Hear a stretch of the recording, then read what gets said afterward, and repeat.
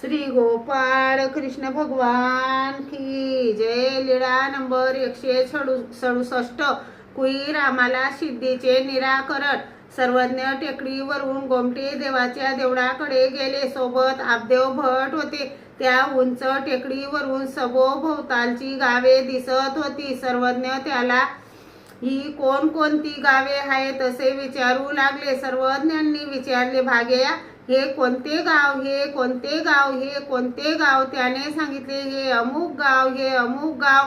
सर्वज्ञांनी विचारले, हे कोणते गाव, हे कोणते गाव जीजी?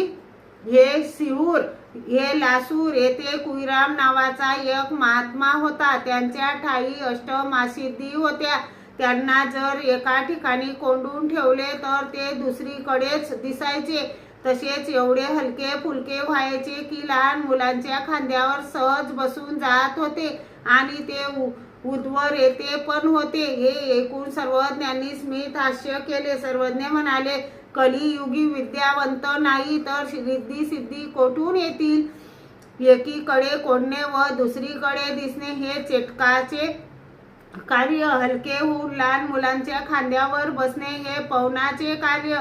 असे किंचित मंत्र सिद्धीचे कार्य त्यांच्या जवळ होते आणि उद्धरवेता असा थोडाच असतो। अरे उद्धरवेता तो गोरक्ष होता। तो मग सर्वज्ञांनी एक पागडा म्हणून दाखवला। कर्म कर, कर्म कर, कर्म कर कर अंतरसार, कर्म न तुटे भाऊ संसार, कर्म करिता गोरक्षु न दिसे, जेवी नारी येळी पाणी पैसे।